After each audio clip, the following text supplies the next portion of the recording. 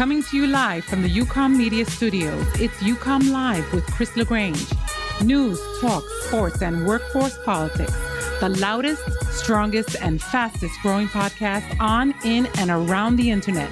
Now here's your host, Chris LaGrange. So, Harvard grad students go on strike. Union construction is safer than non-union. No shit. Staten Island Amazon is suffering major staggering injury rates. O'Malley gets in the face and chest bumps a Trump official. Google is union busting. Hillary's on Stern. And we got a bunch of good stuff. Hello, everybody. I'm Chris LaGrange. This is my show, UCOMM Live with me, Chris LaGrange. News, talk, sports, workforce, politics, the fastest growing podcast on, in, and around the internet. Energy up. Everyone's here. Everyone's here. We'll see from On the Board Sports is here.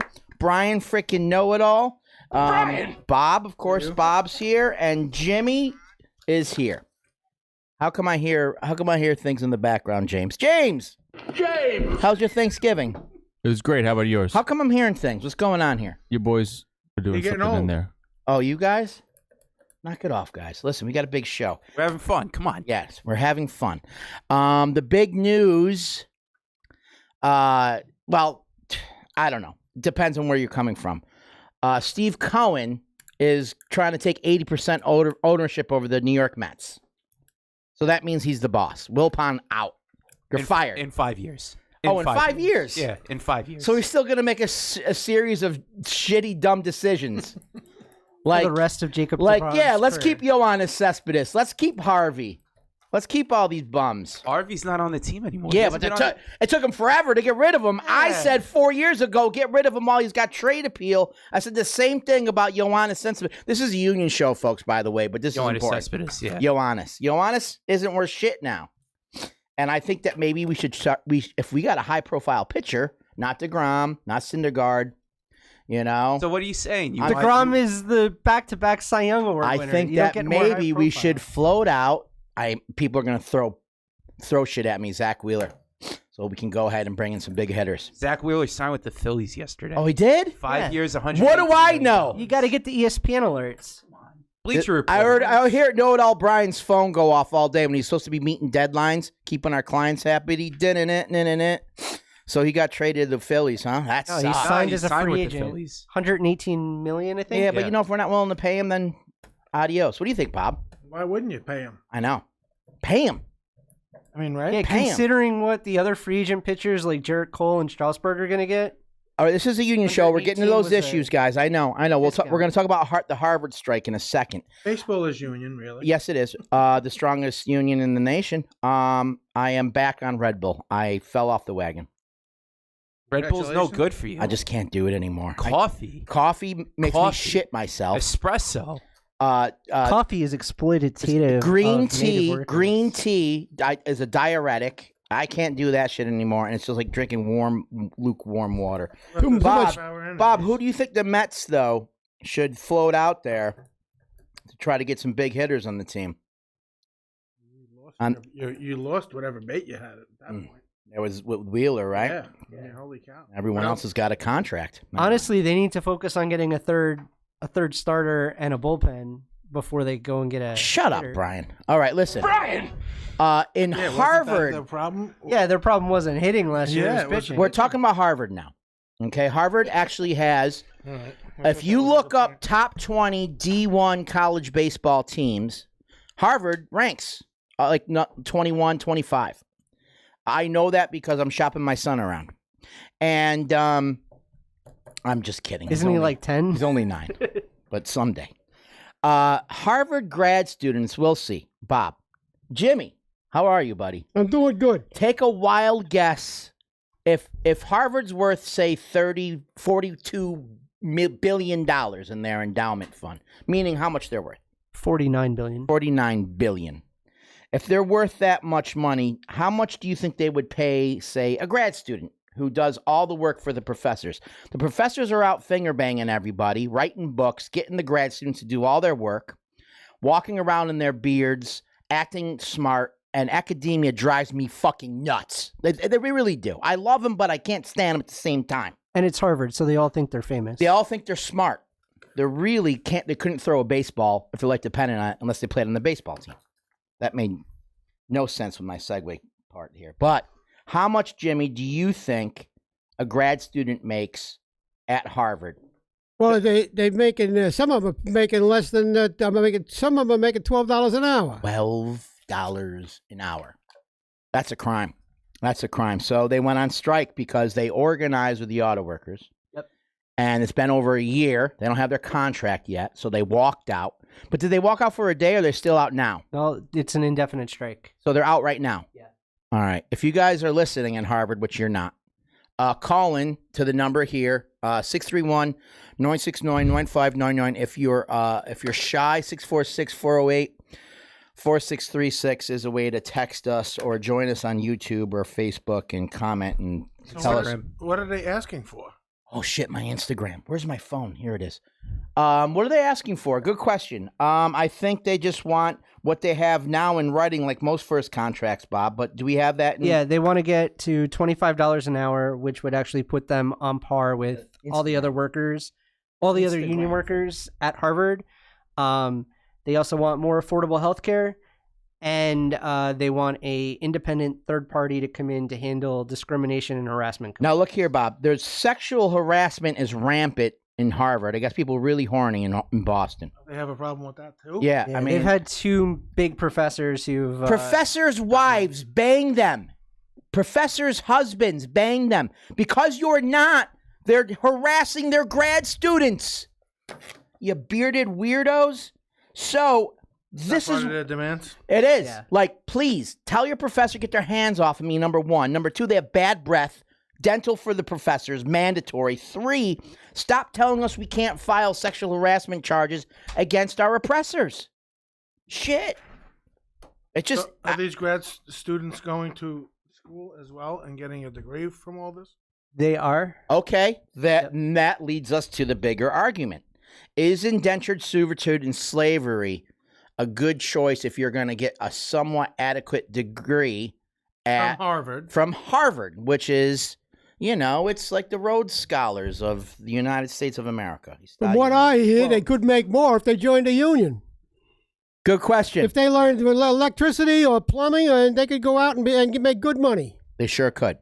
And universities do say that if you're teaching grad school, that's beyond your normal studies, and that's why they get paid. And these guys, they just want to get paid at the same rate that other people. But Bob brought it up. Do they really have to be in a union if they're getting an excellent degree at half the rate than what other people are paying because they're grad students? And grad students, like Is that what they get? They get half off their tuition? I don't know. I don't know the details of that. I would assume. You really kind of have to know what their benefit is to being a grad student before. All I know that there's a major grad student movement, Bob. Even here in New York, the auto workers rep these guys in Boston, wherever they're located. There's grad students. Columbia and New School. A friend of mine works for the grad student collective in Michigan. Yeah, I'm not saying that this isn't warranted, but you really have to know the whole. Yeah, like whole story. what is exactly that they get out of being a grad student?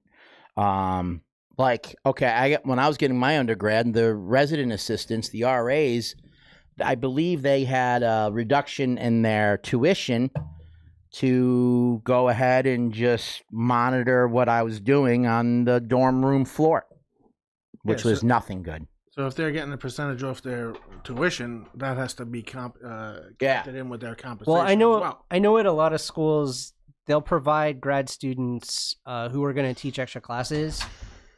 It's essentially like being there on a scholarship. You're going for almost no money, and then the extra money that they pay you to teach the classes is like a incentive to encourage you to come there. So you might go and say, well, guys at Columbia get paid $20 an hour. I'm going to go there because at Harvard, I'm only going to get paid $12. Yeah. I think that if you just, the healthcare thing is what it is. I mean, you can go ahead and give them healthcare, but because of the Affordable Care Act, some of them might be covered under their parents' insurance or be able to go to the marketplace to go ahead and pay a very high premium to get that. But if 26 though. Yeah, a lot of grad students are going to hit 26 still studying. Yeah. So, I mean, if they just doubled their pay, they probably shut everybody up. Well, and all across the country. And their other issue is that in Cambridge, where Harvard's located, rent is about 200% of the national average. Yeah. So it's really expensive to live there. So if they if they doubled their pay, compensated them for high quality, for their housing, and said, go fuck yourself on healthcare, like most employers do, then maybe it's a different story. We're bargaining in the press right now. This is probably discussions happening, but these kids, grown men, grown women, teaching the future leaders of America, walking out. These are decisions that don't take hasty. You know, they had to think about this over a year. Like, okay, we're getting nowhere. Now let's walk out. So we should give them all the support that they need. Well, and the discrimination thing and harassment thing is also really big because some of the students have reported, being threatened by their professors. And when you're a professor at Harvard, you actually hold sway within your industry. Yeah. You can prevent these guys from getting jobs at other Ivy League schools, prevent them from getting jobs at big companies. Because let's be honest, academics never leave academia. It's weird to me. Well, I'm going to get myself in big trouble. I don't think you should teach unless you've done for at least a little while, right? Like, you can't go to the training center right away. You got to get about 5-10 years under your belt. But if you can go in and teach an apprentice, how it's done. Yeah. Imagine never leaving the classroom and staying in it. That's academia. I guess it's okay, though, when it comes to, like, history. You were never in the Revolutionary War, but you studied everything that had to do with the Revolutionary War since you got out of undergrad. Then you went to grad school. Then you got your master's. Then you wrote a book about Martha Washington's mistresses. And all of a sudden, like you said, you're an Ivy League elite. I think they'll resolve this, sometime soon. The thing is, though, when it comes to education and politics and everything like that, you see it in sports with the NCAA and how they control just about everything within a player's life during their time being a college athlete. It's almost as if, like, the rich get rich and the poor get poorer in a sense. Yep. The students have to learn from their situation. And when you look at it, they'll win because of what's going on. Cost of living is obviously up by 200%, trying to live up there in Harvard. So it's going to happen. The thing is, though, for future generations, how are you going to learn from it? Because history always repeats itself. Yeah. History will always repeat itself no matter what. Yeah. Well, and one of the concerns about the timing is they went on strike on the last day of classes. So, they're not going to have a huge impact until students come back in January. So hopefully they get it done by then.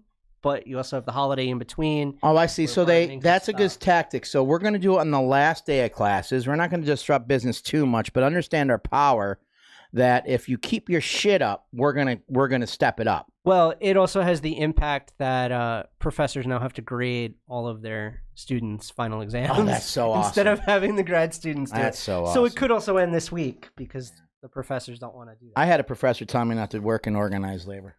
Isn't that nice? What a douche. That's why I don't pay my school loans. Anyway. Hey, the NLRB is a hostile work environment. Did you know that? Jimmy, did you know? Yes. How'd you know? Who told you? Me? Who has a hostile? You got a hostile work environment? No, it's very nice here. Everyone likes working for me. James! Especially James. I'm not on payroll, pal. No, well, I mean, you're just show up on game day. Yeah. Show day. I have a great time. I can understand these guys having a hostile work environment. I mean, the professors are on them to take on more classes or help them out with various things or be harassed by them. And the people down there, the people they're teaching are brand new off the street, right out of high school. So they're not getting any respect from them because they're just giving them homework to do. Plus, they go to Harvard, so they're jerks. I'm on board to another employer called the National Labor Relations Board. Bob, you're a teacher in New York. What is your governing authority over, the way that you guys do business with your school district? PERB? Yeah. What's a Public Employees Relation Board? PERB. So every state has a PERB, or they call it something different in every state, or in New York they call it a PERB? In New York they do. I don't know about other states. Okay. I can only imagine it's the same. What are your dealings with PERB? If it's an improper labor practice, On the district's part? Yes, it has something. If it's something other than a contract violation. Okay. Something. Give me an example. Our readers want to know. Well, it was. I actually had a case with PERB where the administration basically said I was privy to information that on something that they did to my members. Okay. Which I wasn't, and they told my members that I was. Oh, okay. So you filed a ULP, an improper labor violation. Right. Yeah. So the National Labor Relations Board of the United States of America, which the presidents of the time stack either pro-management or pro-labor. None have ever done it evenly. This guy, Trump, of course, has put on the guy who busted the Air Traffic Controllers Union. He's running it. The NLRB doesn't work. It's just a bunch of people in a room, literally unable to protect the American worker.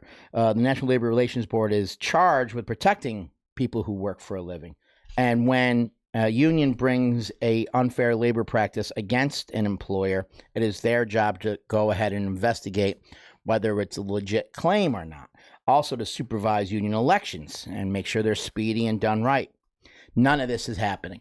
And right before the Christmas break, we here at UCOMM are going to be releasing the top 10 things that Trump has done to hurt the American union movement, and mentioning the NLRB being a dysfunctional organization is one of those.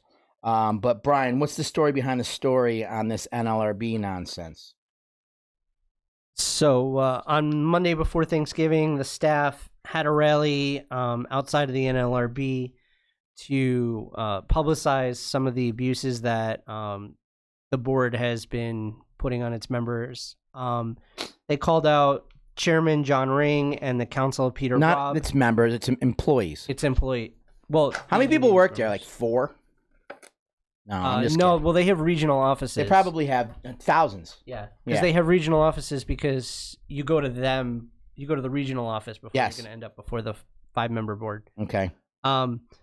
So some of their things that these guys have been doing were ejecting union organizers from public places, making it easier to withdraw union recognition, discriminate against union members in the workplace, and thwart protests. Now, some of this is stuff that was actually happening against the NLRB employees, and some of it's just the staffer said that the NLRB has failed to spend their budget for the past 2 years, which they say is a sign of animus toward protecting workers who rely on board protections. So think about that. You have monies allotted to you by the federal taxpayer, and your bosses, your political appointees, refuse to go through the budget and enforce the National Labor Relations Act of 1935 because they think it's fucking funny. And it's actually illegal for government agencies to not spend all their money. Yeah. They called out board chairman John Ring and general counsel Peter Robb over new rules that eject union organizers from public places. And so basically, what does that mean? I don't even know what that means. That means not allowing union organizers into like the building to talk to the members. Yeah. Again, AFGE, you got to roll with it and figure it out. But it's sad. I mean, think about the entire union movement, which is the weakest it's ever been in decades. Can't depend on this agency. In fact, you got to take law and matters into your own hands. We're in the cusp of, do we continue to play this silly game of depending on government to protect the American worker, or do we take matters into our own hands and do what Hoffa used to do and the coal miners of the turn of the century? Do we go out there and flip cop cars and kidnap Pinkertons? I think we do, but do we violate secondary boycott laws? I think we do. I sure think we do also. There's not one labor leader who will back me up on that. Maybe in secret. Maybe they're like, yeah, go ahead, Chris, keep promoting it, but you go to jail, you're on your own. I've been there before, trust me.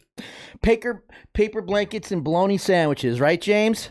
James! Amen, brother. All right, let's do a break, because I didn't do any notes, and I got a feeling this show's going to be all over the place. It's going to be a short one, though, folks, because I am a little out of practice. UCOMM Live with me, Chris LaGrange, news, talk, sports, and workforce politics, the fastest-growing podcast on, in, and around the internet. Be right back.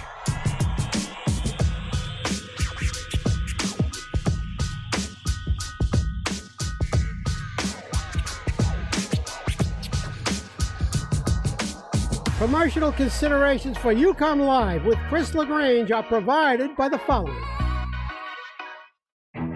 What's in a union label? Pride, expertise, the highest level of standards, and understanding that you're never off the clock.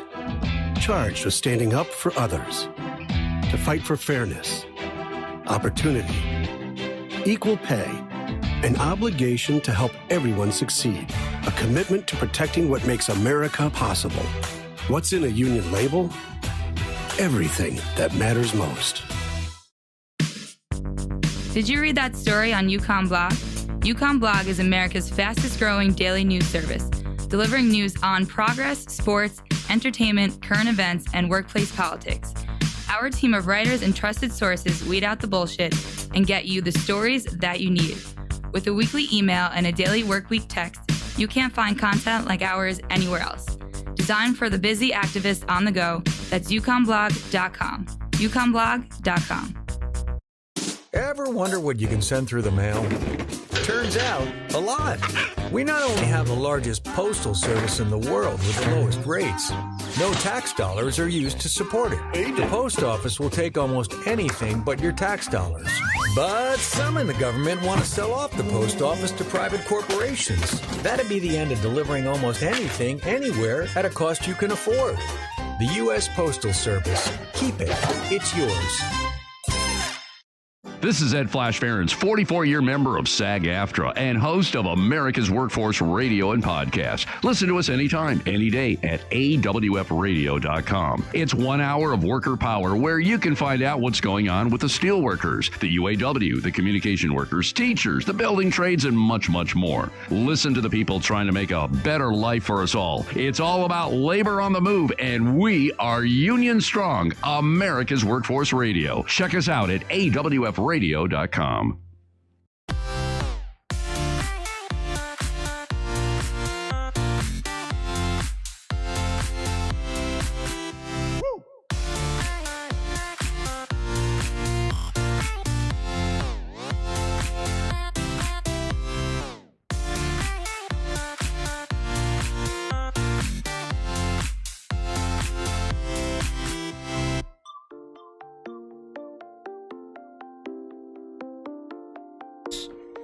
All right, we're back. UCOMM Live with Chris LaGrange. News, talk, sports, workforce, politics, the fastest growing podcast on, in, and around the internet. I had to go to the little boy's room. I'm sorry. Happens.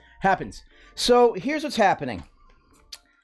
Who put out the story initially on the construction jobs in the Big Apple? Who did that? WW. Oh, I've heard of them. The International Brotherhood of Electrical Workers. So, story behind the story, and I'll pick up the quotes, know-it-all, frickin' Brian. So a report came out from the New York Building Trades Employers Association that found that union construction workers were 5 times less likely to suffer a fatal accident than the non-union. In 2018 in New York City, there were 18 construction fatalities. 14 of them came from non-union sites. So 90%, according to a New York Times op-ed put out by Dominic Bravo. He's the director of the Pathways to Apprenticeships. He said that the non-union contractors make up 90% of everything that sucks in construction in the Big Apple. Here's a quote from the IBEW's international president, Mr. Lonnie Stevenson. Probably one of our nation's smartest and most effective union leaders. Mm-hmm. IBW members and employers have safety balked in every aspect of their job, and that's true. It's par for course, he said. And it's always great to see that our experience is backed up with solid data, and that's for sure. And Will C is actually a journeyman with the IBEW, right. And Lonnie said, safety has been really ingrained every step of the way. What does he mean by that? To people who don't work in construction sites in New York City, it just basically means that you go on a construction site, and let's say you gotta take all these classes and everything like that in order to work now, you got to have an OSHA 30 card. Yeah. You know, got to go out there. But doesn't non-union have to do that too? Yeah, but you know, it's crazy how everything just works out in a sense.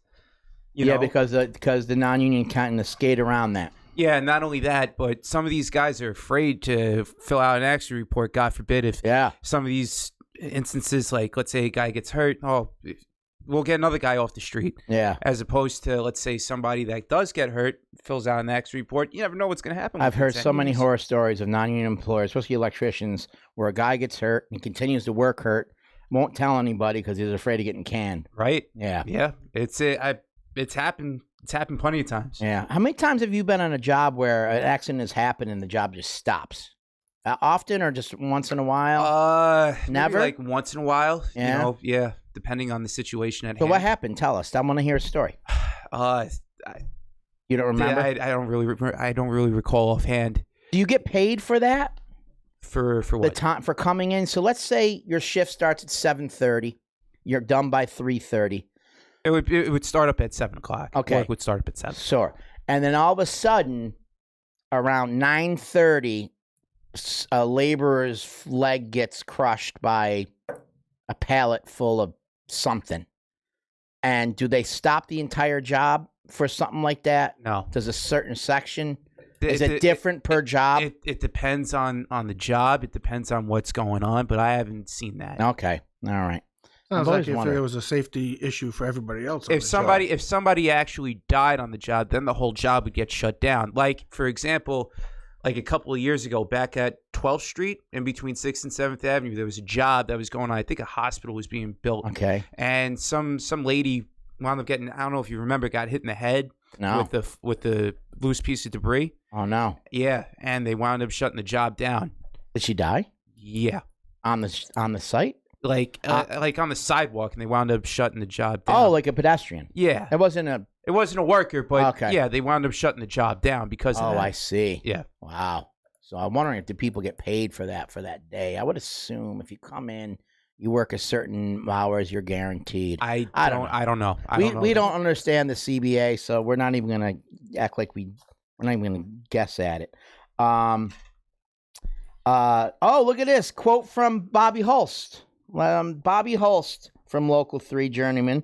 He said, the results of this study aren't surprising at all. While every construction job has inherent dangers, it is the training that union building tradesmen receive during their apprenticeship that makes a difference in regards to a safe job. There is no substitute for a union apprenticeship program. What does Bobby mean by that? Well, you know, non-union employers can say they have an apprenticeship program, but what it is, there's 3 assholes in a room.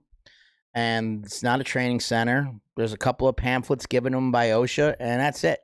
And they just say they have an apprenticeship program. It's bullshit. No one attends classes. No one graduates. It's just something that they say so they can bid on a prevailing wage job. In fact, there's probably little to no checking in on that. I'm sure there's someone in the Department of Labor who takes offense to that, but they're only mad because there's only one of them. We don't fund the Department of Labor like we should. We should have thousands of investigators in OSHA and the Federal Department of Labor and the State Department of Labor and the city buildings to make sure that we have enough inspectors to make sure that these non-union motherfuckers are upholding their end of the deal. But this is not news to us. It seems to be something we put out every year. But, I mean, this is the stat that I think is key, that there has been a rise in workplace deaths in the entire nation. But where there's high union density, like in New York, they've seen a decrease. And it's only something we told you was going to happen when we elected Trump into the White House, a guy who has no qualifications to do what he's doing. He was just on The Apprentice, and his ratings were going down. So to give his career new life, he decided to run for president, and like idiots, we voted for him. He has done everything he can to ensure that OSHA does not have the funding or the resources that it needs to succeed. And similarly to this story is Amazon. Brian, know-it-all. Jimmy, you got anything to say?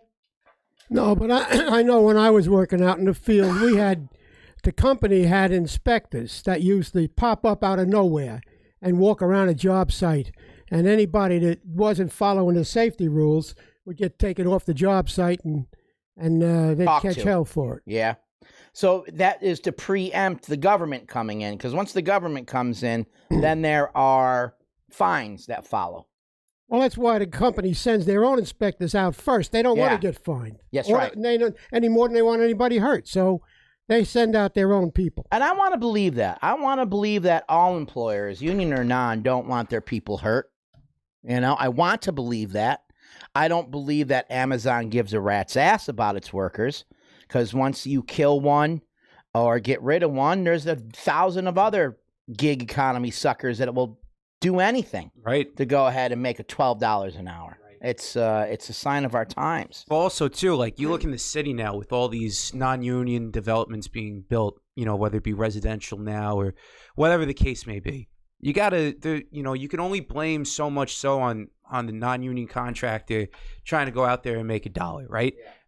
At that same point in time, you got to look at the politicians that come out and say, well, where's the, you know, the union, the unions, you know, going out there and saying, hey, you know, we got to make a difference here in this neighborhood. Yeah.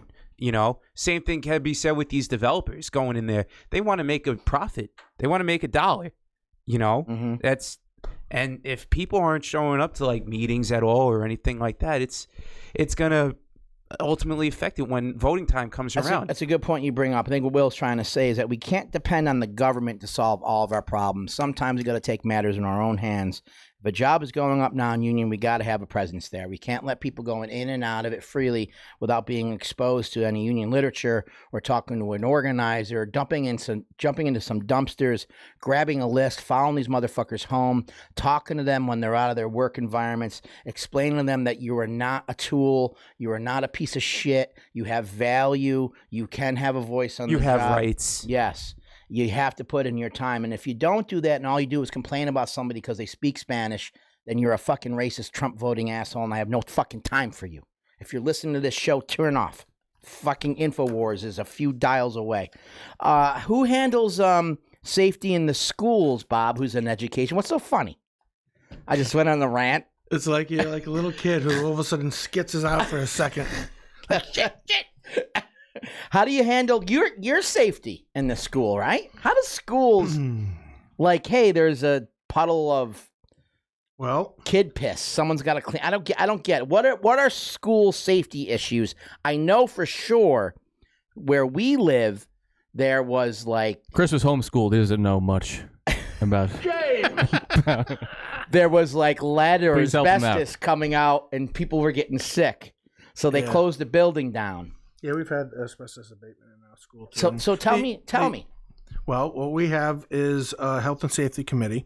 Okay. It's basically union run, and each building has their own safety person, and we have I appoint a safety chairperson. Okay. Safety committee chairperson, and they have a meeting once a month with the district buildings and grounds person. Okay. So what are some issues? I mean, they'd be different per school district. The bigger the school district, the bigger the problems. Or are they all the same everywhere? Because I've been in a school before. Well, you have this time of year, you have a lot of heating and cooling issues. Okay. You know, some teachers or students have health problems with their lungs, and you need air conditioners to make it a healthy work environment. Yeah, a kid can't learn when they're pitting out and it's 95 in the late summer months. Or sometimes if the heat's not working in a class, you have to work on that as well. Yeah. Sometimes you have to move the whole class if it's too cold in there. I understand. Okay. All right. Then you have other things like with doors not working, locks not working. Sure. Keys, construction debris. Yeah. We have a situation now where they put in a playground in a school that currently houses first to third grade, and that's ages about 6 to 8 or so, and they put in a playground for kids age 2 through 5. Oh, okay. So the kids can't reach the handlebars. So what do you do with that? You know what I mean? Is that unsafe for those kids, or is it not? I would think so. I mean, undetermined. You know, if somebody that's above that age gets hurt, who gets in trouble for it? Sure. Well, I guess you say only second graders are allowed on this. I don't even know. I know. What do you do? I And then another school has, for pre-K and kindergarten, has a playground that's basically for kids 6 through 8. All right. So what do you do there too? So yeah. Well, that's how you handle safety. But they meet, and then we get a report, and then if it's stuff that's not getting handled, that's when we will bring it up to central administration. I understand. So here's the deal: if you see something, you gotta say something. All right, it's not worth getting hurt. Any job is not worth getting hurt. This is what's happening at Amazon in Staten Island. And Amazon did the right thing, and they built union because they were forced to. They build non-union whenever they can get away with it. So do not think this is a good company. And even yours truly, is guilty for patronizing Amazon because it's a good business model.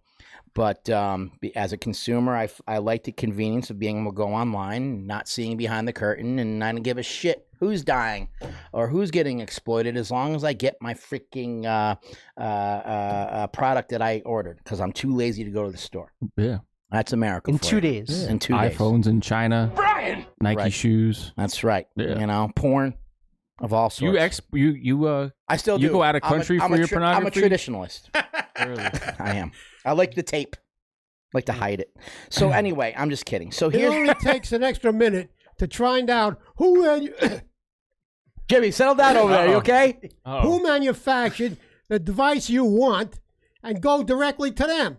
You're lazy. That's what it is, Chris. You're too damn lazy. Get away from Jimmy's revenge. You just get away from those people that are abusing their workers. Okay, where's my Jimmy Dunn? Yeah, you do it. You do it with your alcohol. You drink American booze. I do. Tito's. Come on. Seagram 7. Jimmy! Basil Hayden. Anyway, so in Staten Island, this is awful. There's a OSHA Form 300. I'm not going to bore you. It's just some bureaucratic way of determining whether a place sucks or not. It's basically where they put injuries that weren't able to be dealt with on the floor. The OSHA facility in Staten Island, New York, which is an island, part of the 5 boroughs in the center of the world, the Big Apple, had a score of 15.9, whereas an average for other warehouses is 4. And it opened in September of 2018. Within a half year, 7 motherfuckers died. As compared to a year before at a similar facility, there were 18 deaths across the entire footprint for Amazon. So that wasn't just at the Staten Island. No. That was their entire footprint. 18 died, but just since September, 7 have died. So here's what's happening. We talk about triangle shirtwaist, right? And we've made leaps and bounds in progress since then. We talk about other industries that killed. Construction, which has seen leaps and bounds. Amazon is a major regression for safety for the American worker. Yeah, what happened? How are these people dying? Good question. Well, in a warehouse? Yeah, a lot. A few have heat exhaustion, right? Yep. You've had people die of heart attacks, dehydration. Here's a story of someone who didn't die, but they died deep inside. There's a quote from one of the workers who told Gizmodo, which is a news site. There was a lady I know. I cried when she told me she had a miscarriage. She was 5 months pregnant. She asked her asshole bosses to move her. They said no. And if they would have done that, she'd probably have her baby. Yeah, just got to quit and walk out. I mean, yeah, that's the easy question. That's the easy answer, right, James? But what do they pay? Because what are they paying her there? People forget. You can make that money anywhere else, pretty much doing anything else. I don't know. It's not like you have union benefits to keep you there. I don't know. I mean, yeah, she could go ahead and wait tables where you work. Yeah. On the side. No, I won't hire her. I don't like. No. But yeah, you're right. No one from Staten Island. She's damaged goods now. Yeah. Yeah. I mean that's a good point though, James. Like, why don't you guys just quit then? Well, I mean, some people don't have the luxury of being able to have that option. I don't know. That's a very deep. I know you statement. have bills to pay. You got to get through the next month and stuff Yeah. like that. But Maybe she lived right around the corner from the warehouse. It was an easy stroll. Now, what I hate are these goddamn Amazon ads that you see on TV of workers saying, I'm fucking stupid. Look at me. Well, Amazon's a great place to work. You just want to reach through the table and punch that actor. They're actors, by the way. Those aren't real workers saying that. But Amazon is, it's not going to happen anytime soon. But if they continue killing its workforce, it's only a matter of time before a Democratic president with an active union movement is just going to have to go in and start raiding those fucking places. Start killing bosses. Shit. Do what Hoffa would have done.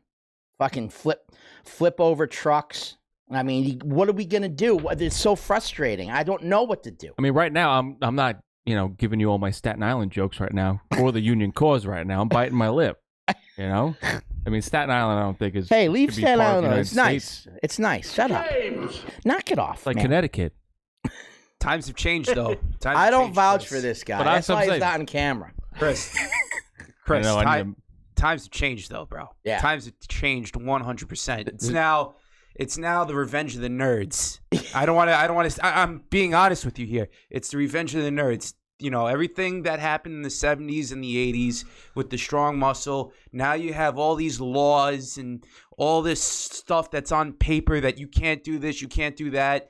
It is literally revenge of the nerds. Yeah, I know. In regards to tech companies that are non-union or? Well, and like at these warehouses, these people are being pushed faster and faster and basically being told robots are going to replace you. Yeah, you have to keep up with robots. Exactly. And, they get to the point where people are tripping and falling and they're getting seriously hurt because they're being expected to work like a robot. Yeah. They're skipping pee breaks, not eating lunch, stuff like that. So one thing that we can do to start is at least, go to the Amazon's official Facebook page and tell them how disappointed you are in them.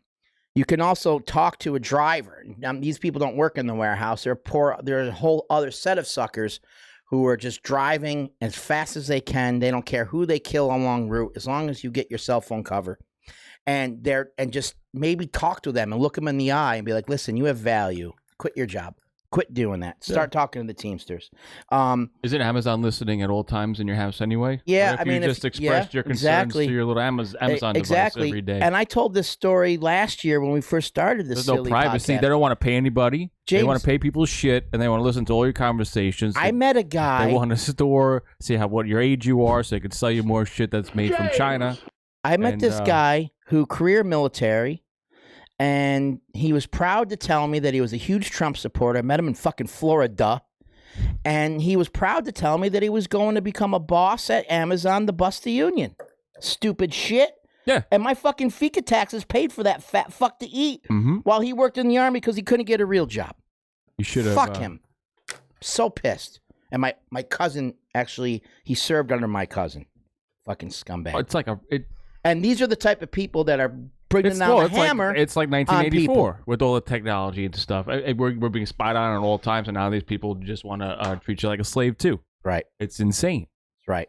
I don't know. I wish the fucking pallet would fall on that guy and not on this lady who had a miscarriage or all these other poor schmucks that are losing their life all from my lust of getting an ELO album. Jimmy, comment?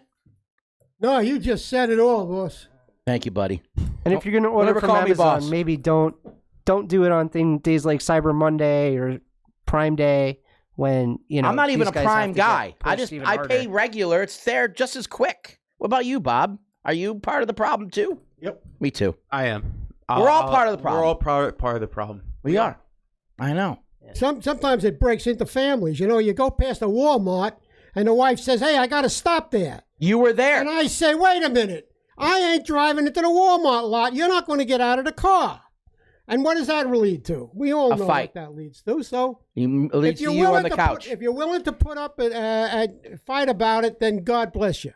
All right. Listen, put up a fight any way possible, any means necessary. You just, if you're going to be a patron of it, understand that there's evil going on and do whatever you can. James, let's do a break. All right. And do whatever you can do to make some form of justice happen. But when they really, really start talking union, getting close to it, it's got to be one of those high-profile things. And I'm hoping that the 2020 presidential election makes that part of the conversation. Now, we'll be back. UCOMM Live with me, Chris LaGrange. News, talk, sports, workforce, politics.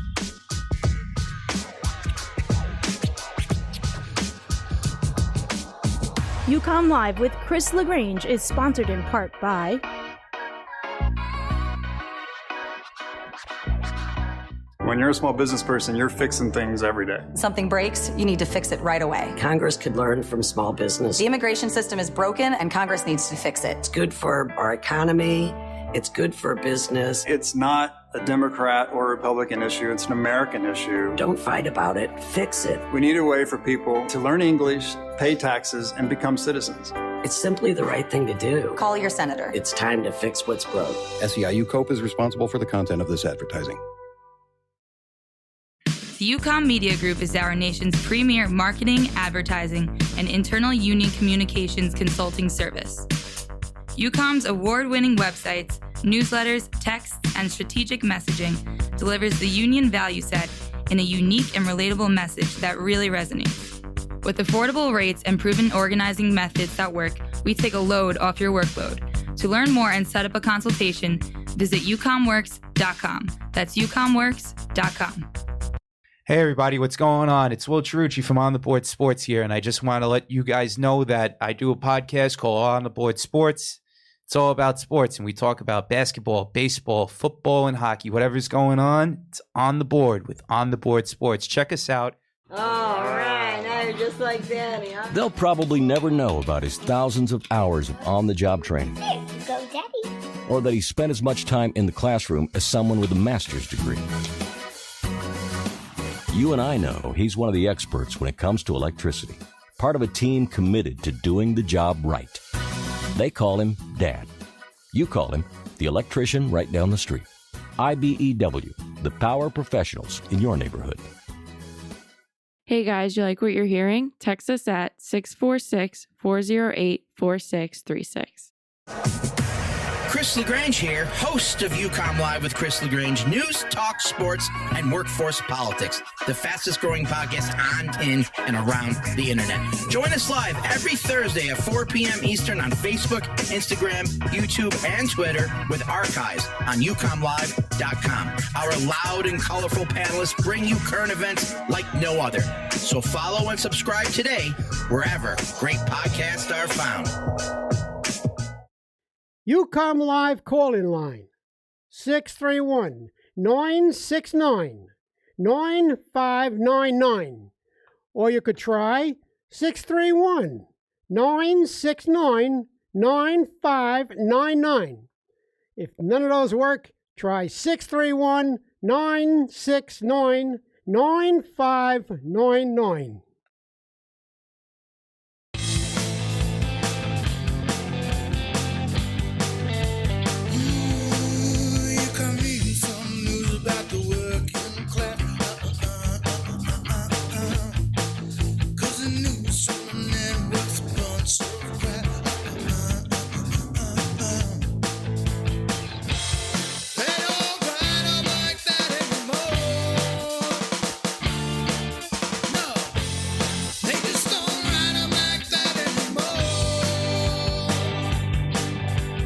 They sure don't. UCOMM Live with me, Chris LaGrange, news, talk, sports, workforce, politics, the fastest growing podcast on, in, and around the internet. What, Jimmy? What were you saying? I'm saying the most interesting thing of this guy, Steve Cohen, is that he's on the board of trustees of the Robin Hood Foundation. Whoa, you're jumping ahead. So, Stephen Cohen is a character in Billions. It's a show on Showtime. He plays, that's Bobby Axelrod's character. Who is the redhead guy? Yeah, Damian Lewis. The lead guy. He's the lead. Yeah, he's the lead hedge fund guy. So the guy from Billions is going to be the 80% owner of the New York Mets in 5 years. In 5 years. So why are we talking about this now? Go ahead. I think he's actually going to take over as the owner right once the contract's done, but the Wilpons will continue to control the team for the next 5 years. Ugh. Yep. He's worth $13.6 billion. He's minority owner of the Mets. Highest earned hedge fund manager in 2015. Does anybody here know what a hedge fund manager does? No. I don't want to say. Steals pension funds. Yeah, that's what I was going to say. I've seen billions. They steal pension funds. So this guy's a stealer of pension funds. I know this guy, his wife, is like secretary in a hedge fund. She's fucking evil. I used to pull out Wilpon's private jet back in the day. Yeah? Yeah. And I got to stop talking Why? on the internet live about No, fuck things it. I No really one's feel listening anyway, except for Darren. They used to go to Martha's Vineyard all the time, and they'd be with his a bunch mistress? of people. No, and then they would, there's a lot of, he was, what's his name? Pyramid scheme. Oh, Madoff. Madoff, all that stuff. It's all. Yeah, Madoff stole union pensions. His Ponzi He was scheme. always a little Ponzi, bit. not a Mr. pyramid. Doubleday was the coolest guy in the world. He'd show up in a Wally wagon with all his grandkids, but Will Pond's always very, He donated $2.25 million to Chris Christie's super PAC in 2015. Maybe he'll give me $2.25 million to UCOMM PAC. What are you going to run for? Me? No, Yeah. I'm just going to give it to people who I think should be in public okay. office. I had hoping that we could get you off that chair. Yeah. UCOMM Live with Jimmy Highland. No, I don't want the chair. News You go Talk run for Sports and office. get off my lawn. Okay. Board of Trustees for the Robin Hood Foundation. Okay, that's noble. And he's a big fan of AOC. No, that's I'm not. sure. Yeah, okay. The Stephen and Alexandra Ortiz Cohen Foundation. No one talks about this, okay? Nobody It's talks not on my notes. It's not on your notes, but Write it down. Go ahead. I'm gonna give it to you right now, all right? The Wilpons have a little thing going on with the Islanders at Belmont Park Arena. Okay. And they've been saying that they don't have money or whatever, so maybe this is their way of trying to get out of that, and they see something here with Belmont. So maybe that's why they're pulling out of the... Wait, so you're saying that Fred's being tired of being asked to spend money. So he's going to be like, I have no money, so I'm going to sell it to the guy from Billions.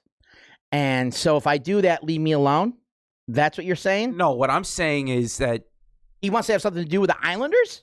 Well, he's been trying to get the Islanders to move over to City Field. No, They were gonna but put a they're stadium putting in, it at Belmont. But now they're moving it to Belmont, and he wants Sterling to get involved with Equities that. Sterling Equities, which both the Wilpon family, both Fred and Steve, right? Jeff. I'm sorry, Jeff. Shows me how much I know. But both Fred and Jeff have a little thing going on at Belmont Park Arena, which Sterling Equities has a say in that project. And, it's going to make a lot more money than the Mets will. Yeah. All right. So, well,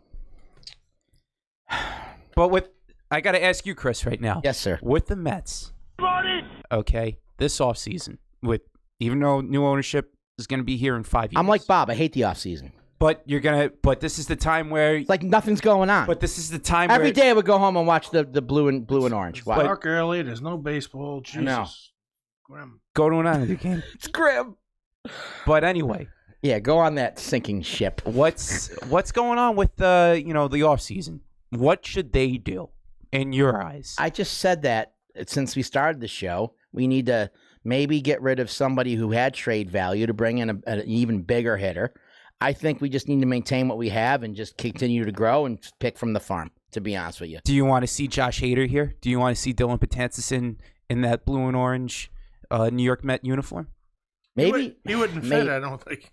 Well, I know you got to consider locker room. I would have to ask Mickey. Oh, can't ask him anymore. I would have to ask Beltran what he thinks. I mean, locker room is very important in the New York Mets organization. It's more important in New York than it is anywhere else. It's not important in the Bronx because they're all a bunch of Amazon robots. They literally are. Right now, Derek Cheater is getting my Madden 2020 for my son for Christmas out of the Amazon fucking warehouse. The Yankees are so robotic and boring. I'm sorry, Bob. I know you like them, but it's unlike you to like a team like that. When I see you, I know you well. You remind me of a Mets robotic? Fan. All they do is fucking hit home runs. I mean, it's funny you That's picked robotic? Derek Jeter since he was like he's the owner of the Marlins, and he was the human highlight reel. Yeah, yeah, that's boring, man. Can we talk about stuff? You heard what I said. They need to maintain what they got, re-sign everybody, see what talent they got in. Well, they're already behind then. Steven Matz's pitcher buddy. What's his name? Come on. Zach Wheeler? Marcus Stroman? No, Stroman and Matz's buddy from Long Island. He's in Double-A right now. Oh, I don't know. Pitching for Binghamton. I think he's going to make his debut. This is, listen, Stern show. Yeah. Are we gonna? Where's Skippy? Are we gonna get blocked if we go ahead and play the Stern show clip? Yeah. Yeah, 100%. Yeah? I bet you $1 million. $1 million. Yeah. Should we not risk it? Playing. He interviewed Hillary. No, we'll be fine. Oh, whatever. We'll be fine? Yeah, you'll be Bets fine. off. Brian says we'll be fine. So what do I do if we get banned from the internet, from my internet show? That's all right. All right, so let me set it up and James will knock it down. My wife comes home yesterday all excited because she's a huge fan of the great Howard Stern. Hillary went on to the show, and it was like a 2-hour interview. I don't have 2 hours. Neither do you. That's why the show is literally only over an hour. So it was a pretty freaking awesome interview. So I had Know-It-All Brian give a little clip here, and we're going to talk about let's just play it, okay? With no further ado. This is Hillary Clinton on the Howard Stern show this week. I was going as a former first lady. Right. That was the reason I was there. I was no longer in the Senate. Asking why she was going to the inauguration. And if you go to our Twitter handle, at UCOMM blog, right? Are you sure? Yep. You'll see that we constantly put out pictures that the least attended presidential inauguration in the history of this country was the election of the guy from The Apprentice. So go ahead. So Howard asks, why the fuck were you going? So here she is. The secretaries of state don't usually attend, so I was. But your sense of duty is, yes. My husband was president, I was first lady, and this is what we say to the country. There's continuity. That is exactly how I felt, and a lot of people said to me, "Don't put yourself through that. Don't go." And I said, "Look, I ran for president because I love this country. I wanted to serve this country. I thought I would have been a really good president. I want." You would have been spectacular. Well, with all your experience. Yeah, I hope foreign so. affairs. All right, Howard, get would off you be it, crushing Jesus. NATO right now? I don't think so. No, we need them. But so you're standing up there. So I said to myself, I said to everybody who talked to me about it, look, I hope he's going to be a better president than I think he will be. I'm worried about it, but I'm going to do everything I can. As I told him when I called him, that terrible night. And you said, did call him that I night. did. I said, look, Donald, I want you to be a good president. I will do whatever I can to help you. So, we're in that was he period. gracious or was he a sore winner? He was so shocked he couldn't. I mean, he could barely form a talk. sentence. He was as shocked as you. Right. He was more shocked than me, I think. Wow. But, he was shocked. Yeah, he was shocked. All right. And so when I got there, go ahead, get out there. You put on the best face possible. And Bill and I are sitting with George and Laura Bush.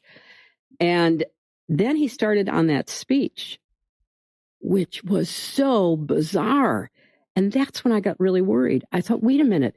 This isn't rational. It's not rational, but it's also not politics. It's not what a president does. A president is supposed to try to reach out to people who weren't for him or her. You're supposed to say, okay, I'm going to be the president of everyone, those who supported me and those who didn't, because we're going to pull the country together. I'd hoped that I would hear a little of that. I didn't hear any of that. And then that carnage in the street and the dark dystopian vision, I was sitting there like just, wow, couldn't believe it. George W. Bush says to me, well, that was some weird shit. Wow. All right, that's enough. That's enough. So, dark dystopian shit. I mean, if you saw footage and she described election night as a terrible night, which it was. If you go to UCommblog.com and you put in election night 2016, you'll see a story that did pretty well on our blog where it was such a dark dystopian day the next day that it felt like the day after 9/11. It was just a sad day in America. And the only people that were happy were evil, bad people, racists and bigots, and Uncle Remus, who comes to your house late on Christmas Day, drunk with pee stains all over him. He was dancing in the streets. It was just a very bad day to be an American. And my wife said something interesting. She said, if only she would have went on to Howard before the campaign, maybe she would have won Michigan, Wisconsin, Pennsylvania, and all those other states. But here's really, why that's cute, but it's not true, is that, it was the cards of Hillary losing were put in the motion 10 years before this election when right to work was introduced in Michigan and Wisconsin, when union membership was down in Pennsylvania. Because those numbers were down, the unions weren't able to bring out the Democratic vote, and that's why Trump became president. An attack on organized labor, our weakened ability to drive our members to the polls, is the reason why this man is in the White House, the reason why prevailing wage is under attack everywhere, the reason why workplace deaths are up everywhere. What happened to Hillary, it's not Hillary. It could have been Big Bird. It could have been Jimmy Highland in a miniskirt. It doesn't matter who the fuck it was. The Republican was going to win because of the attack on the American Union movement by Koch Industries and all that owned them. And that's what happened. So out of the bad comes the good, James. You listening? I'm listening. James! I hope. Okay, I just have a thing floating around in my head. Is basically like, so you had 40% of the union workforce vote for Trump, right? Yeah, and 3. So yep. Outside of all this bullshit, if you just keep it on to union topics, if you vote for Trump, you're going to have to. No, 60% of us. 40% voted for Trump. 60% went blue. Yes. So, if you vote for a Republican, you're going to have to, on the union side of things, go at it 2 times harder to fight all the battles for your rights. Yeah. So if you want to go ahead and vote for Trump in 2020, you're going to have to really get off your ass and get in front of a lot of union topics and subjects for your future and for your family for the next, at least foreseeable 20 years, correct? Yeah, okay. Yeah. So... Yeah. Instead of you always going, you're a fucking moron for voting for Trump, just who cares? Yeah. Like, you still, the only thing that matters is the union topics. If they vote for somebody because of their national policy or they hate Mexicans, or like you like to say, and all this other stuff. Your job. The strategy for 2020. All those people with Trump hats on the work site need to get out there and go to all the meetings and fight harder for who they voted for. The only way that we're going to win 2020, James, is if we treat the labor community as hostile. Yeah. As something you can't depend on. And I think every candidate has not slept around with organized labor because they realize that. Yes, Trumka, Randy, Lonnie, Terry, you can claim that you're going to give me big checks, which you will. You can claim that you're going to deliver me votes, but you won't because you can't, because you didn't. And although Donnie made this point last week from the Communications Workers of America, that we have been dedicating every waking moment since the election of 2016 to educating the voter and the union worker about why Trump was such a bad idea. And even though he has the lowest approval rating out of any president in history, there are still a very small part of our ranks that believe in him because they weren't raised right by their mom and dad. So what do? Like James said, I think we ignore it.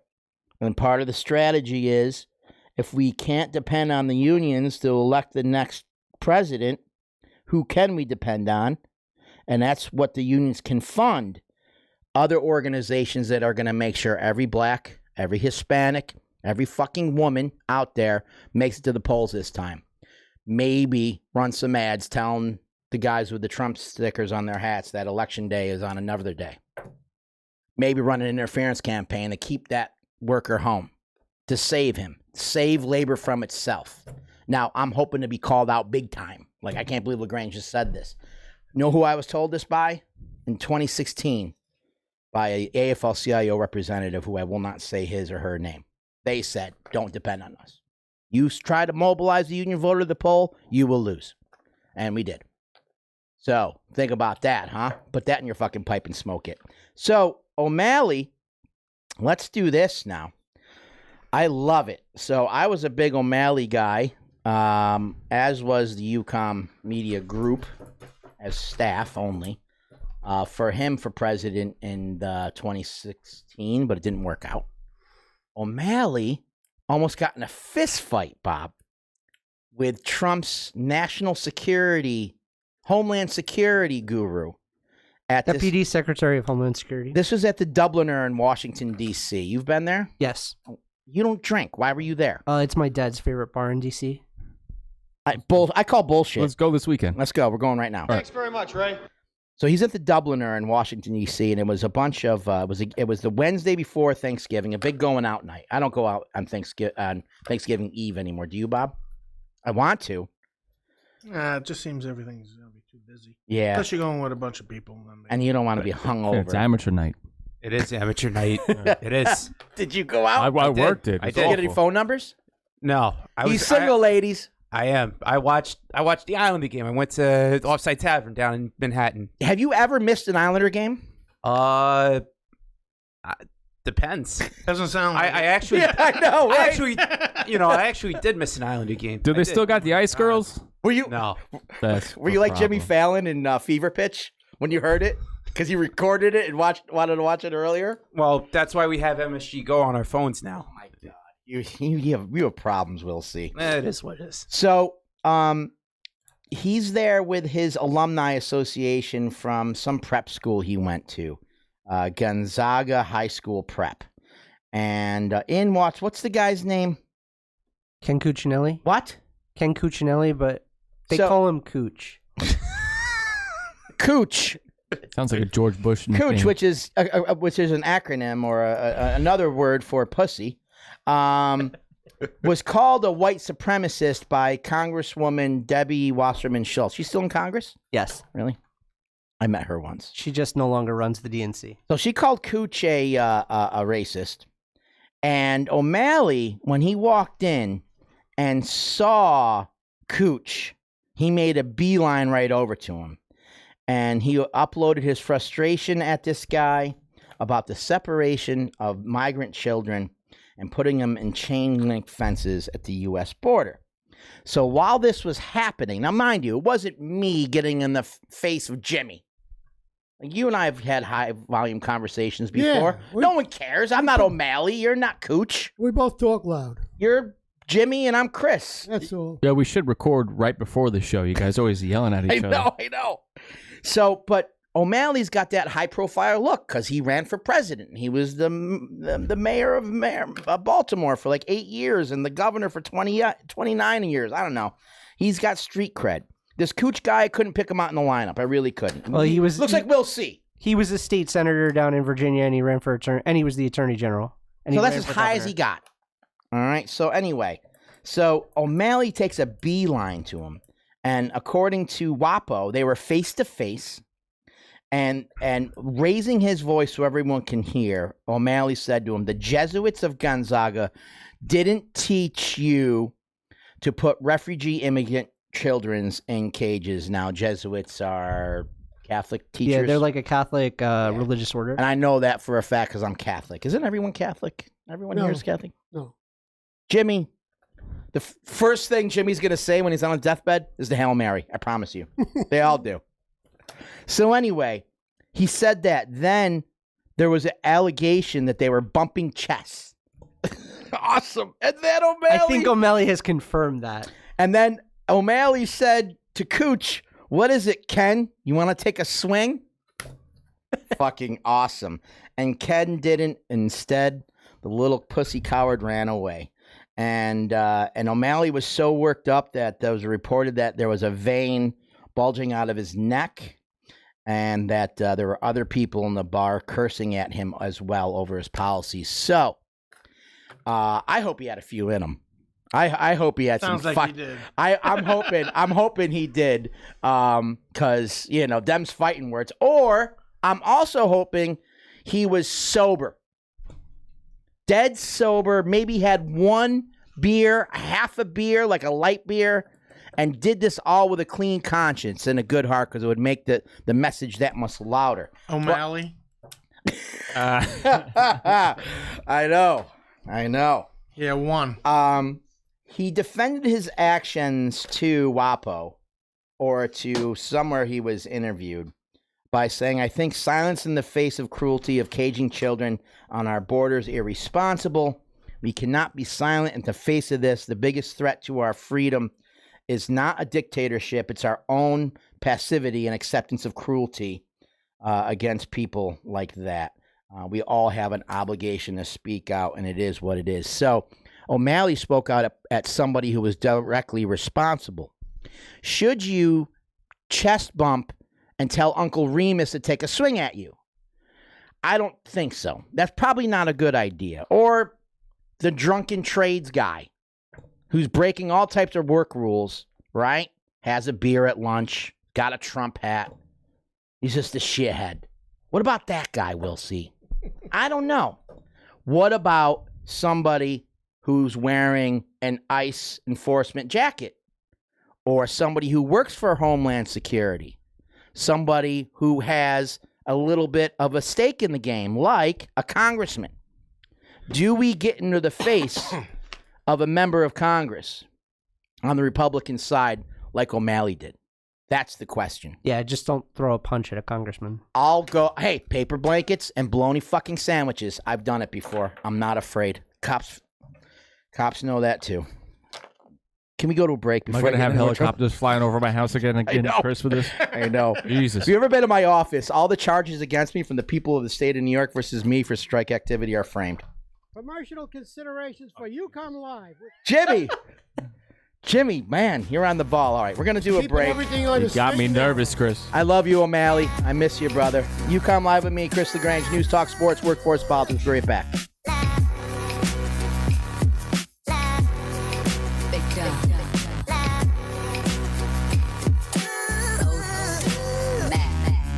Promotional considerations for UCOMM Live with Chris LaGrange are provided by the following. When we didn't have the International Ladies Garment Workers Union, we didn't know from day to day whether we have a job or not. It was a hard way to live. That's why we work to get the union. We need something to count on. We're working fair hours for fair pay now. The ILG gives us a chance to better ourselves and our kids. That's our union. And that's what our label stands for. Look for the union label when you are buying a coat, dress, or blouse. Remember somewhere our union's sewing, our wages going to feed the kids. And from the house we work hard, but who's complaining? Thanks to the ILG we're paying our way.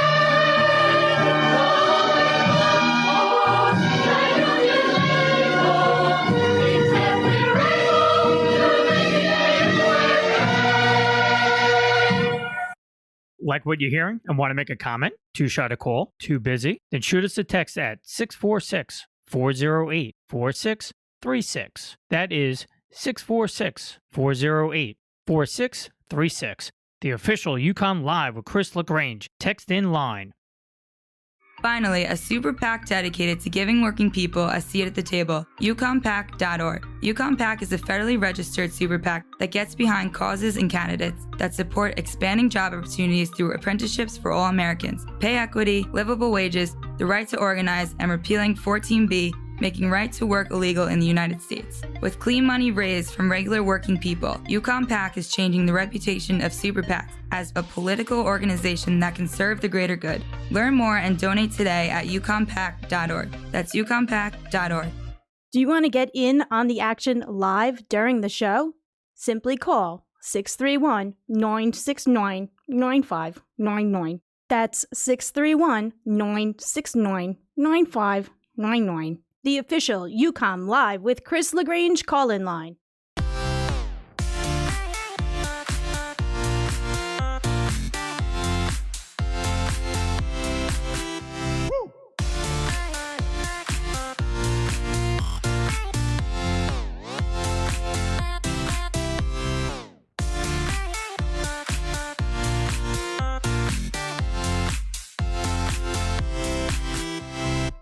All right, we're back. UCOMM Live with Chris LaGrange, News Talk Sports, Workforce Politics, the fastest growing podcast on, in, and around the internet. Ed, hello. So, Rage Against the Machine is getting back together to rile up the base for the 2020 elections, and they have recently announced a shitload of dates. If you're in El Paso, they're going to start there in March and go to New Mexico, Arizona. They're doing the Coachella. What's that? Like a festival? It's a big music festival. Like, I think like a week long out in the desert. They're going from there to Delaware. Delaware. And they're actually going to be in my neck of the woods in September. New York. If you ever heard of it, it's in the Northeast. Are we going to go?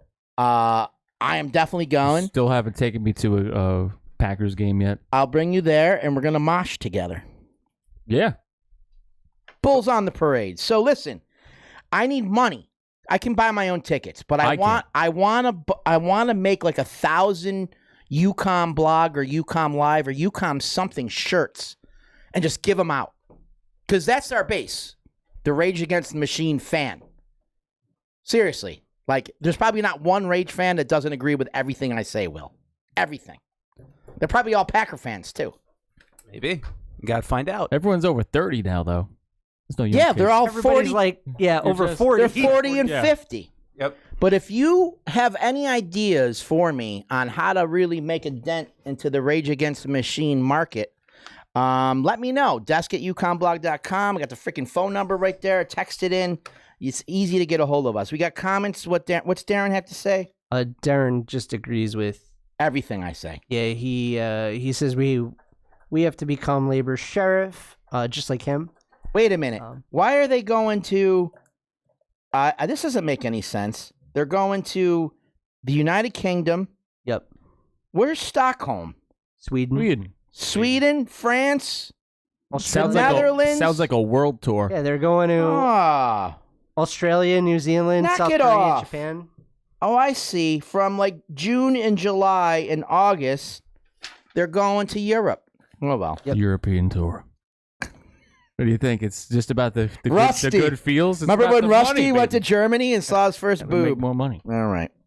So that's what's going on. Rage Against the Machine. I love that band. My band in college covered it. We sucked. So what are you going to follow them around? In a van and sell grilled cheese to fish fans. Anyway. In Norway? In Norway. Let's get back to the issues here. Google, which gives me money for my blog, ucomblog.com. Every time you click on it, and if the story gets big and there's enough, Google sends me a check with blood all over it. So when you go on the blog, make sure you click those ads. Yeah, click on the Google. Even if you don't want to buy any of that shit, every time you click on it, somehow I make money. And then I use that money to push the show out. There's a whole method to our madness here. So Google, like most large corporations, has little to no respect for the people who made them rich. And they need to be regulated. There's no doubt about that. If you go to ucomblog.com and put in Google, you'll see a bunch of shit that we wrote that they need to be regulated because they're just an animal out of control. But they changed a work rule to get rid of a couple of union activists. And Brian, you wrote this, right? I got this from Google Walkout for Real Change. So you wrote it? No, they wrote it. They wrote it. Yeah. Okay, because it was not written well. And I'm sorry we recycled it, but I didn't I had to read it twice to really know what would happen. So yeah, they wrote it as a blog post on Medium. They couldn't start with anyway. They're a bunch of coders. Yeah, they don't have a Brian. Skippy, did you hear that? They're coders. Skippy's a coder, a themer, a framer, and a coder. Yeah. And a surfer. Ding dong, ding-a-ling will do. So what happened is they wanted to get rid of these union guys. So what they said was, okay, we're changing rules now. There's certain documents you can't look at. What does that fucking mean? Yeah, so apparently at Google, it's been very common that the staff has almost unlimited access to check out specific documents. And in fact, some of these documents they actually show to new hires. Like you get hired and they show them to you right away. So like what? Wait, what? Like the JFK files? Like Area 51's blueprints? Yeah. Where they keep the grays? Yeah, or like it's your search history. Like Google this guy.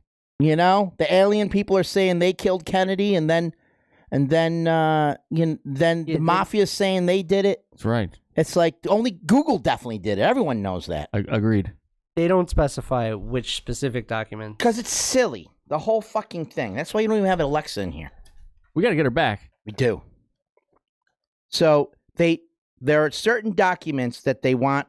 Now they made up a rule that if you look at certain documents, you're fired. But they also didn't then say which documents were off limits. So they can pick and choose who to enforce this cockamamie idea policy to. Yep. They think this will crush our efforts. So what they did was they fired 2 people. Then they fired 2 people more, and they think they killed the union organizing drive, but it only made them stronger. Know it all, frickin' Brian. Read the last line here. You don't have it, huh? I do. They think this will crush. You see that, right? Yeah. One of the most powerful companies in the world wouldn't be retaliating against us if collective action didn't work. So what they're saying is working. Whatever you Google nerds are doing, okay? After you're done putting your Nintendo Switches down and riding around in your Segways, right? Fucking organize. It's working. It's working. And these Record the show. Yeah, and you know what? Do whatever you can to send all the algorithms our way, all right? Yeah. And it's especially important because Google's code of conduct famously says, remember, don't be evil. If you see something that you think isn't right, speak up. And these guys are doing that. They've been doing walkouts for the last year around sexual harassment, and now they're being punished for it. Direct violation of the code of conduct that Larry Page put in 20 years ago. The thing about code of conducts is that unless it's in a collective bargaining agreement, it's not a legally binding contract. And I was at something the other day where they were talking about these non-disclosure acts. If you sign it and you work at, say, like Chick-fil-A, you can't go and work at McDonald's across the street for $1 more. I think that's complete bullshit. Jimmy John's does that. Jimmy John's, like, complete bullshit. Like, how is Jimmy John's going to come after me if I go work at McDonald's? How? They're going to bring me to court? Who's going to come haul me away? A death ticket? What really just ends up happening is you then don't go and apply for a job at McDonald's or Subway or whatever, and now the skill that you have, they've taken away. So you can't go and get $1 more. All interns and people who do business at the UCOMM Media Group sign a similar form, right, Brian? No. What do I make you guys What we sign? sign is a non-disclosure form. What they're really using is a non-compete clause. Okay. So big difference. Yeah, because it's I don't want people I don't want you going to a party saying, oh, do you know that Will C is a really bad electrician? It would be bad for you. Because next thing you know, you're working at Jimmy Choo's. What's it called? Jimmy John's. Jimmy John's. I mean, that makes sense. That's if you're signing a non-disclosure act, just keep your mouth shut on the stuff that you're learning about your trade or your craft at your job. Makes me want to go to Jimmy John's. If McDonald's I've is never so even scared heard of it. them. Yeah, now have I. Well, we don't really have them up here. They're a Midwestern food chain. Right? Do you have to sign NDAs as a teacher? No. No. What about... unless you... So, I mean, this is the world we live in. But, these non-disclosure, these non-compete clauses, bullshit. Employee handbooks, bullshit. The only thing that's worth the paper that it's written on are collective bargaining agreements and laws passed by the American Union Movement to protect the American worker. You cannot be fired for the color of your skin. Can't be fired if you have a Muslim beard and your employer says you can't. You can't be fired because you have TNA. You can't be for those reasons, because of the American Union Movement. And you cannot be fired for union activity. And if you are, hopefully at that point you've already talked to a union and you're going to sue the fucking pants off of them. How many workers in this nation have gotten back pay dating 2, 3, 4 years because they stuck to the good fight? There are people who are at non-union grocers in my neck of the woods who have been talking to union for 3 years. Every week they're threatened with firing, and every week they go in and they still get a paycheck. Those are the real heroes in this country, not fucking apprenticeship talk show hosts and any other people who support them. I'm done. Are we done? You got anything else, guys? Go around the table. Anyway, you want to clap? Good enough show, everybody. Bob, you got anything to say? You didn't say much. No, I'm good. Are you okay? Yeah, I'm fine. Did I get you in trouble with any of my comments? No, but I'm about an hour and a half behind on taking care of things. Taking care of business? This Me business too. you talking about with me? No, we have to talk about something anyway before you leave. All right, let's get out of here. Thank you, Will C. Thank you, On the Board Sports. Brian Ordall, Jimmy, Bob, and of course, James. So remember, the only crime that you can commit is the crime of doing nothing. So like Governor O'Malley, get off your ass and go do something. This is UCOMM Live with me, Chris LaGrange, News, Talk, Sports, Workforce Politics, the fastest growing podcast on, in, and around the internet. We'll see you next week. Thanks for stopping by, San Diego. Okay. Bye. Okay. Bye. Okay. Bye. Tell me what, wingy.